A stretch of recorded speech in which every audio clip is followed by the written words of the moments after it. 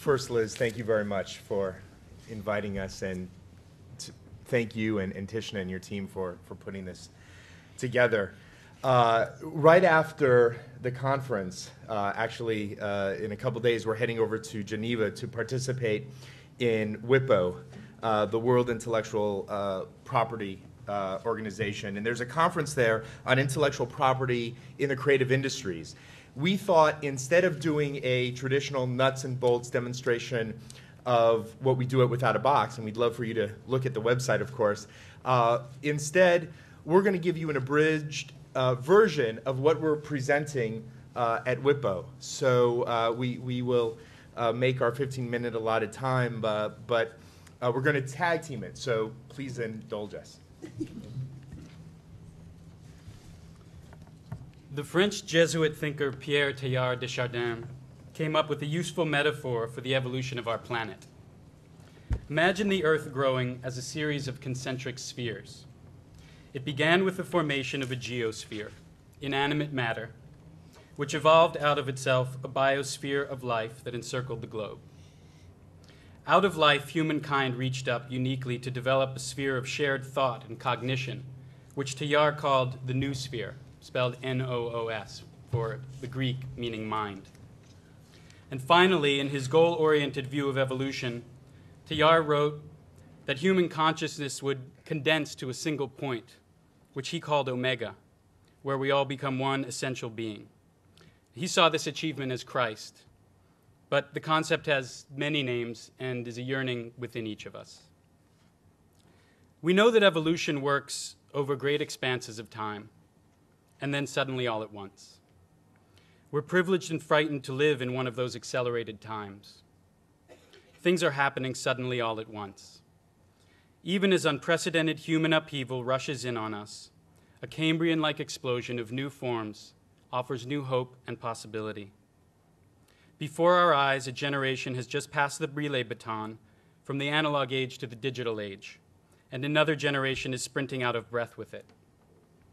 With cosmic irony, our IP, intellectual property, is liberated as never before and threatened as never before by the newer IP on the block, Internet Protocol.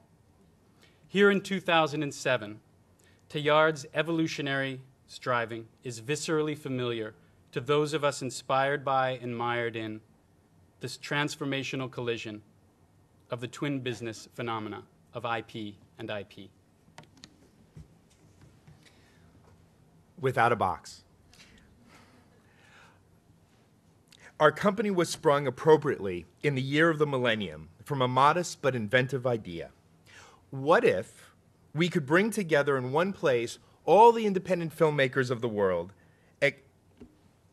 except instead of offering them quote-unquote exposure, offer them something they really need, useful information systems on which they could operate cottage businesses, like bungalows on a studio lot, while pursuing their own creative destinies. In other words, we were frustrated filmmakers trying to break into the market, and we thought transforming the entire distribution paradigm would actually be an easier thing to do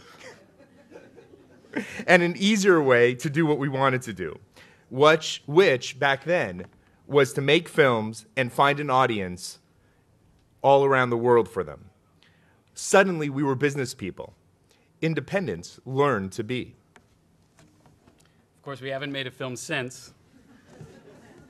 We set out unassumingly, but with highest purpose, by building a whiz-bang aggregation machine for filmmakers and their films in the form of a one-stop shop international film festival submission system.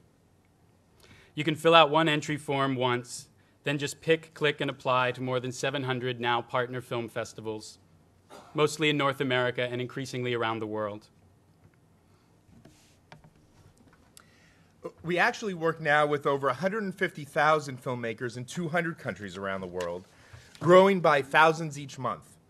More than ever, we see and believe that independent owners of creative property can be given tools to access the worldwide market and to directly exploit their own rights, according to their talents and their willfulness to do so. Any film backed by the marketing efforts of just its creators, and piped through the exquisite and benevolent system ought to generate some measurable return over a period of time. This is the long tail concept that Peter mentioned earlier. If not always profit, but at very least a more fair and honest answer back from the marketplace of ideas and entertainment. As we've been discussing here already, in our lives to date, the media landscape has been dictated to us by powerful flows of capital, sweeping licenses on intellectual property, and imperious top-down marketing. Teilhard died in 1955, but his prophetic vision has taken shape in what some have since dubbed the infosphere, wrapping the earth in a fit and frenzy, profoundly connecting us all. Within the infosphere, Without a Box sees the emergence of a vital and highly participatory media sphere, a subregion of sorts. It is here that we generate our vision and lay our larger plans. Each sphere of evolution can be seen as an invitation for all of us to participate in creation at a higher level. And so our mission, stated in today's metaphor, is to become a commercial platform and a playground for a more open and creative media sphere. Our daily mission is simply to connect artists and audiences. As a media company, we are rights neutral. In our model, the question is not how many of the rights that flow through us can we own?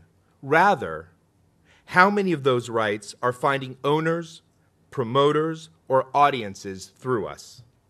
The first 100 years of film were about consolidating exclusive libraries and then licensing pieces in controlled windows with the firm reliance on constructing a mass market.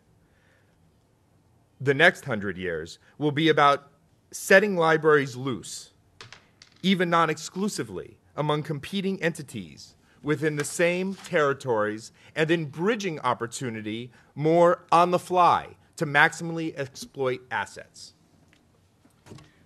Without a Box has already seen this kind of opportunity multiply with film festivals. There are more film festivals competing for more submissions than ever before, yet they report getting more and better films than ever before. And as a result, more and different films are getting seen by larger and more diverse audiences than ever before. It's not just the same old stuff getting recycled on the same old circuit like it used to be. Buy-in to the system on all sides now supports a shared platform for discovery, where we daily find truth in the old adage, one person's trash is another person's treasure. A new business model is emerging for exploiting creative properties, and it will be dualistic at least. On one side will remain traditional exploitation through sales, relationships, guaranteed output deals, and formal contracts. On the other side will be system-managed exploitation, where a user uploads content in one side, opts into a menu of monetization services, and then waits for cash to fall out the other side. This may seem like a ridiculous simplification, but we must think of it as a direction for now. Not an end, just a direction. And one that can accommodate established professionals, aspiring careerists, and hobbyists alike. In the new system, rights will become segmented rather than omnibus. Licensing and delivery will become just in time rather than laborious. Exclusivity will become less fetishized, and values will be driven less on acquisition myths and more on real-time market feedback. Pricing itself may be leveled to runtime equations or foregone altogether, as many throw their hands up to piracy and move to corporate sponsorship, consumer patronage, or other DRM-free models. Lawrence Lessig writes, "The digital world is closer to ideas than things," and he challenges whether we should treat these ideas as we treat things. He suggests we not burden them with the same controls as traditional property, and that perfect control is not necessary in the world of ideas, nor is it wise. We concur. We see the world without a box. This does not mean we should not value creators and value them highly.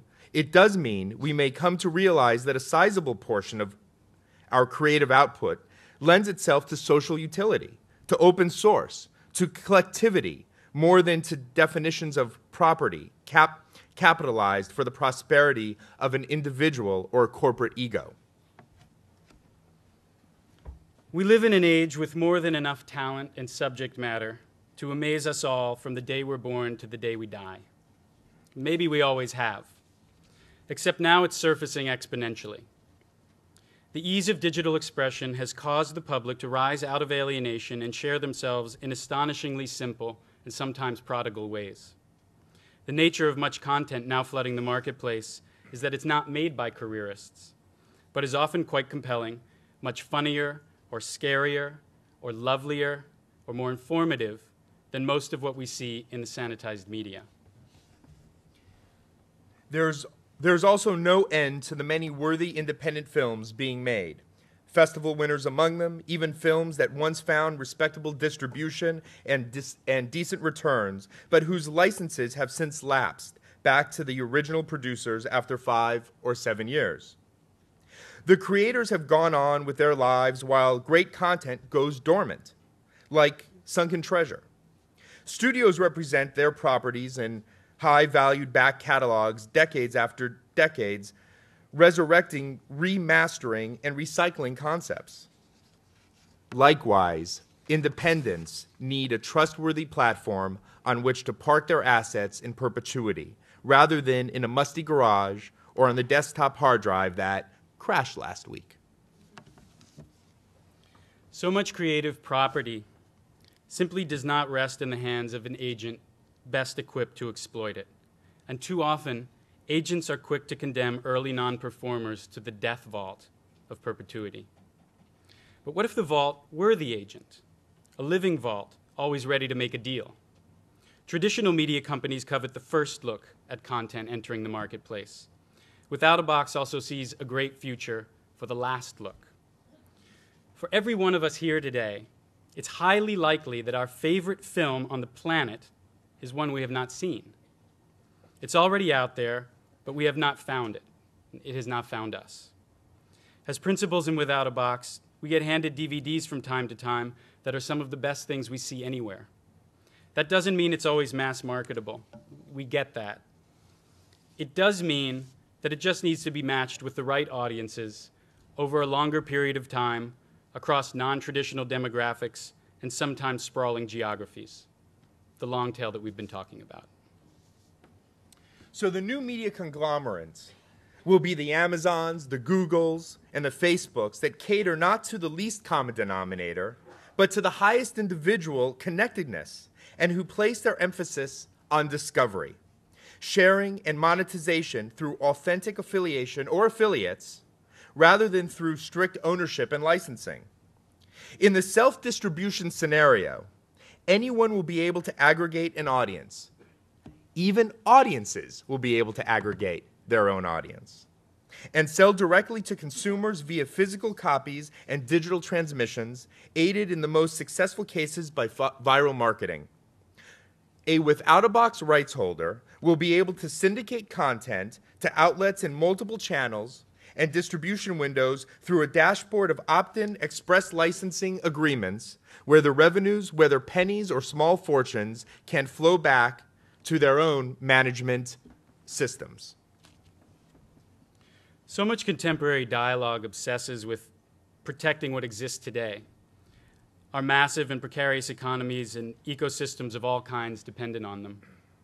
Disruptions in markets can be expensive and scary, sometimes deadly, especially for the reigning class of supply chain controllers that has the most to lose. Extinctions can come quickly. Let's look at the record business. This is not a time to judge our success by how efficiently or how effectively we can preserve and expand the status quo. Like our geosphere and our biosphere, the infomedia sphere is already challenged by looming questions and urgent issues of sustainability.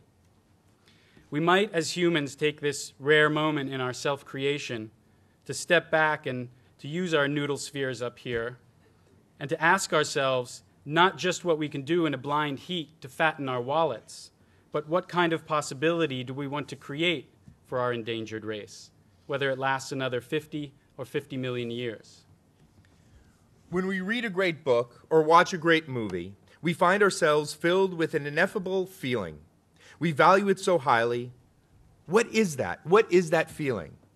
Is it that we have expressed ourselves through a work just as meaningful as its creator? Have we met in the world and understood each other perfectly? Whether it's an enlightening documentary, a soaring love story, or an elephant farting in the lens, it doesn't finally matter. Life is affirmed in such moments. While a well-financed and appropriate role will remain for the commercial media, now begins a greater opportunity for individual expression and individual consumption. There will be no shortage of customers on Earth. Enough to sustain both economies profitably, even as quantities of great content will be freely given away. When filmmakers and independent promoters can access the pipelines and the channels spreading themselves out in the media sphere, and when consumers can passively and accurately profile themselves in comparison with the tastes of anonymous millions of others, we have the potential for life to affirm itself boundlessly. More than we know, the future of us may lie in the wise handling of our IPs. These are the batons with which we race into the digital age. Intellectual property, internet protocol, independent production, independent promotion in perpetuity. Advance the media sphere and we advance the world. In reality, there's no lasting protection against it. None of us can prevent the continents from drifting, life from mutating, awareness from spreading, consciousness from informing itself, spirit from connecting. Thinking now, way out of the box, and into the higher spheres, individual expression and promotion on a mass scale may be the greatest mechanism for the creation of spiritual wealth ever devised by us clever humans. It is suddenly possible that each one of us is a latent Messiah, capable of bringing concept into form and spreading ourselves out to others. Beyond the colorations and the content of our content, we all have one essential message. I am here with you. A statement of grace that lifts every one of us high into Teilhard's noosphere. Or does it go further? I am you. A statement of sublime unity that draws us all toward his theoretical omega. What would we charge for that? What would we pay to go there? It's either priceless or it's free. We shall all find out together. As for now, and for Without a Box, we too are here for you, with you, serving the media sphere. Thank you.